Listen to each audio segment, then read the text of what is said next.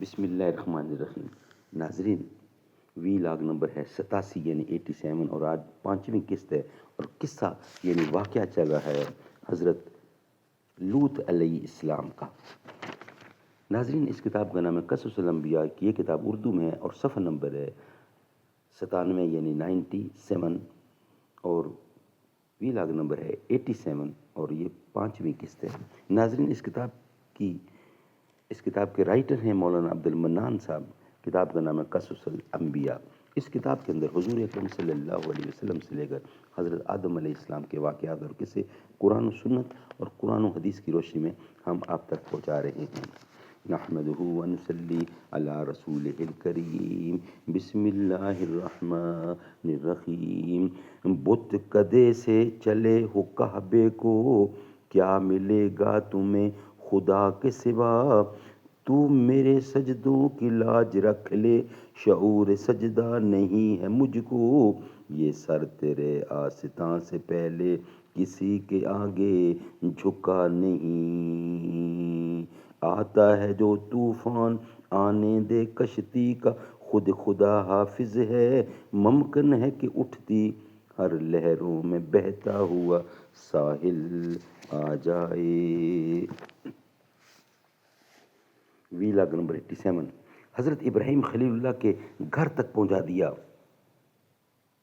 حضرت جبرائیل علیہ السلام نے حضرت لوط علیہ السلام کو اہل و عیال کے شہر سے نکال کر حضرت ابراہیم خلیل اللہ کے گھر تک پہنچا دیا۔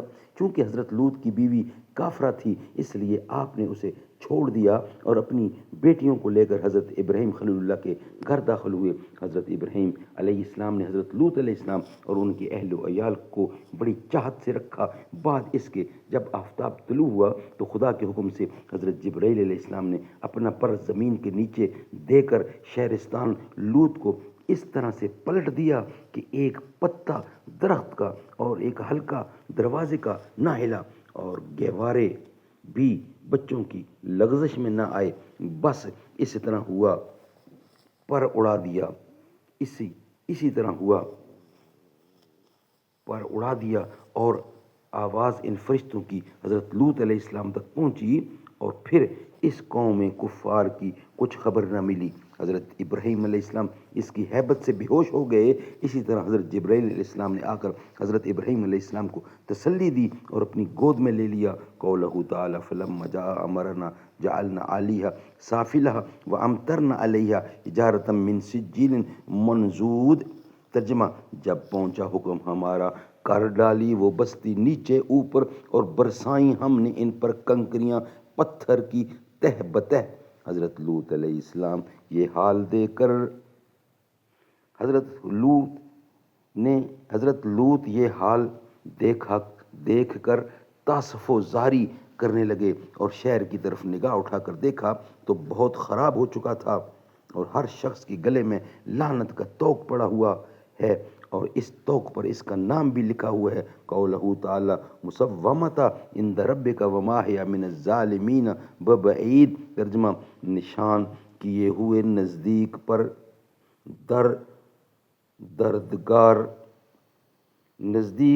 نشان کیے ہوئے نزدیک پروردگار تیرے کے، اور نہیں ہے وہ ظالموں سے دور۔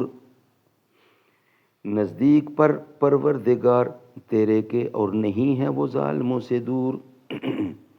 نشان کیے ہوئے نزدیک پروردگار تیرے کے نہیں ہے اور وہ ظالموں سے دور۔ حضرت ابراہیم علیہ السلام نے حضرت جبرائیل علیہ السلام سے پوچھا کہ اس قوم کا کون سی جگہ ٹھکانہ ہے؟ وہ بولے کہ ان لوگوں کا 7 طبق نیچے دوزخ ہادیہ میں ٹھکانہ ہوگا۔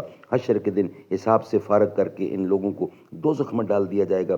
اس بات کو سن کر حضرت ابراہیم خلیل اللہ پھر اپنے خدا کی عبادت میں مشغول ہوئے۔ پھر حضرت ابراہیم علیہ السلام کے 4 بیٹے تھے، یعنی حضرت اسماعیل علیہ السلام بی بی ہاجرہ کے بطن سے، اور حضرت اسحاق علیہ السلام اور مدین اور مدائن بی بی سائرہ خاتون کے بطن سے تھے، اور حضرت اسماعیل علیہ السلام کے صرف 1 بیٹے تھے، لیکن تورات میں لکھا ہے کہ 12 بیٹے تھے۔ ایک بیٹے کی روایت زیادہ صحیح معلوم ہوتی ہے۔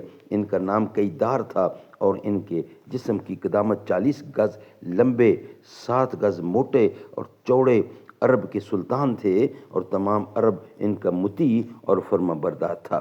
اور حضرت اسحاق کے 2 بیٹے تھے، ایک کا نام عیس اور دوسرے کا نام یعقوب، اور مدین کے ایک بیٹے کا نام شعیب تھا، اور وہ مدین کے بیٹے عجم کے بادشاہ تھے۔ پس حضرت ابراہیم علیہ السلام کی عمر 120 برس کی ہوئی تو آپ کو موت آئی، اور چونکہ حضرت ابراہیم علیہ السلام موت سے ہر وقت ڈرتے تھے، اس لیے حق تعالیٰ نے چاہا کہ ان کی موت ان کی مرضی کے موافق کی جائے۔ ناگہاں ایک بوڑھا مہمان حضرت ابراہیم کے پاس بھیجا۔ حضرت ابراہیم علیہ السلام نے اسے کھانا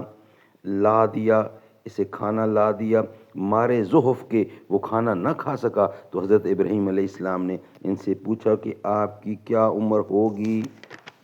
اس نے جواب میں حضرت ابراہیم علیہ السلام سے کہا کہ میری عمر اس وقت تقریباً 120 سال کی ہے۔ ناظرین، یہ ویلاگ ہم کمپلیٹ کرتے ہیں۔ نیکسٹ ویلاگ میں بقیہ حصہ انشاءاللہ آپ کے ساتھ رکھیں گے، یعنی وہ ہماری 6ٹھی قسط ہوگی، اور وہ ویلاگ ہوگا ہمارا 88۔ یہ ویلاگ یہاں ہی ختم کرتے ہیں۔ جو محمد کے گھرانے کا حیا کرتا ہے، سچ تو یہ ہے کہ وہ اپنا ہی بھلا کرتا ہے۔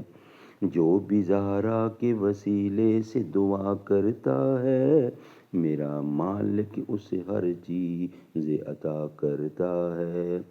جب بھی حسنین کے نانا پہ میں پڑھتا ہوں درود، مشکلیں دور میرا خدا کرتا ہے۔